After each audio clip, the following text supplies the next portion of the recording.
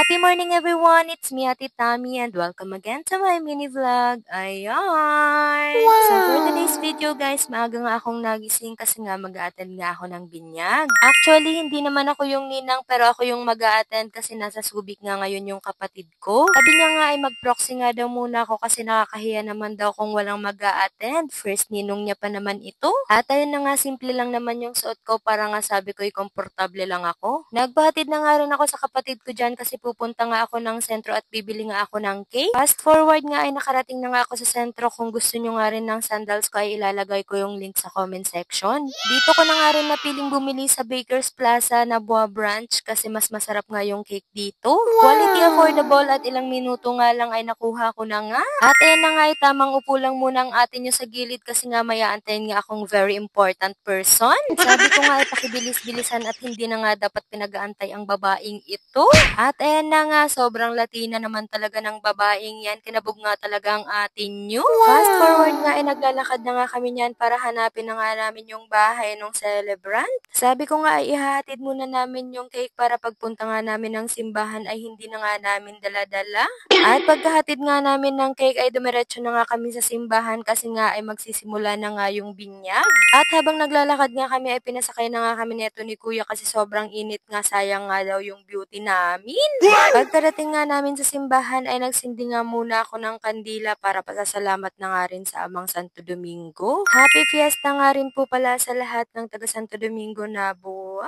At ayun nga guys, pagkatapos nga naming magsindi ng kandila ay hinanap na nga rin agad namin yung celebrant. Sobrang dami nga rin ng tao kaya medyo natagalan nga rin ako sa paghahanap kasi hindi ko pa nga rin naman kilala yung kumare ng kapatid ko. At ayun na nga, nung nakita ko na nga sila, tamang upo lang muna kami sa Gedli kasi hindi pa nga nagsisimula yung binyag. Sobrang init nga rin talaga ng araw na to kaya hagardo versosa na rin nga talaga yung mga atin nyo. At ayun na nga, nilabas nga rin muna nila yung baby kasi sobrang init nga din sa loob. At ayun na nga, ay Ina nga pala yung pangalan ng e-abab na kasama ko. Single nga po yan, never been touched, never been kissed. At ayun na nga, pasado alas 10 na nga nito at sabi ko nga'y kumain muna kami kasi medyo late na nga din. Buti na nga lang talaga at sinamahan nga rin ako nitong best friend ko kasi kung hindi ay wala nga din talaga akong kasama. Isa nga rin talaga to sa one call away friend ko simula pa nga noon. At ayun na nga, tamang kain lang din muna ang mga e-abab na to kasi gutom na nga rin yan sila. Ay bawal ka nga magreklamo for today's video, ate ko, badi yan. At ayun na nga, pagbalik nga namin ng simbahan na hindi pa nga tapos ang kumpil. Sabi ko nga ay bawal nga magreklamo ang mga e-abab na to kasi kakain din naman kami mamaya. At fast forward na nga guys, hindi ko nga alam na dito pala sa gilid gaganapin yung pagbibinyag sa mga bata. Hindi ko na nga din nahanap yung celebrant dyan kasi sobrang dami nga ng tao. Sobrang init nga din sa labas kaya bumalik na muna ako sa loob kasi sabi ko ay aantayin ko na nga lang din sila dito.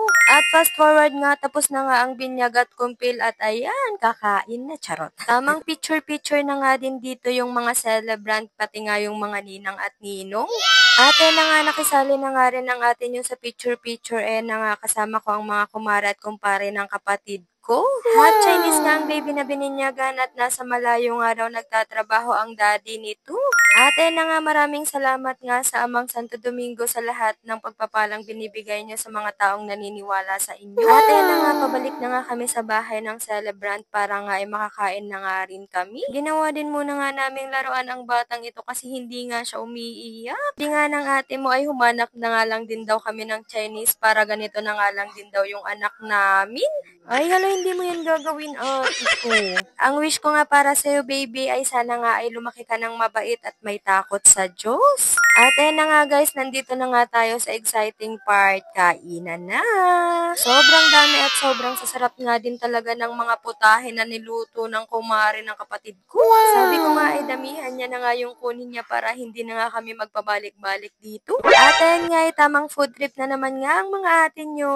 At tara guys, samahan nyo nga kaming kumain. Lord, maraming salamat nga po sa panibagong araw at sa lahat po ng blessings na binibigay nyo sa amin. At ayun na nga po, tamang kain na nga rin po kami dito habang nagkikwentuhan nga. Sobrang babait nga din ng pamilya ng kumare ng kapatid ko kasi hindi pa nga kami tapos kumain ay niyayaya na naman nga kami ulit. At hindi nga talaga nagpapigil ang mga atin nyo at kumuha pa nga talaga yan sila. Hindi nga din kasi uso sa amin ng diet guys kaya pwede nyo nga rin kaming imbitahan. Charot. At ayun na nga, nagkakabagal na nga din yung pagmuya nila dyan kasi busog na nga lang din yan sila. Then na nga, tamang open na nga ng gifts ang baby na yan. Sobrang pogi mo naman nga talaga.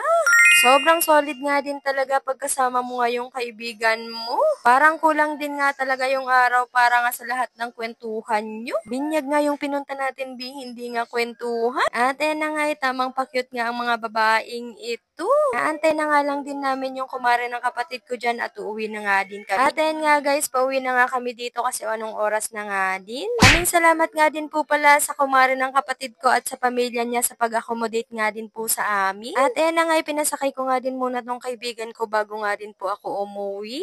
Thank you so much po Miss Fatima Barrio at sa family mo nga po sa pag-accommodate nga po sa amin. Ano ba yun guys, hanggang dito na nga muna. Bukas na lang ulit. Maraming salamat nga sa panonood. Bye!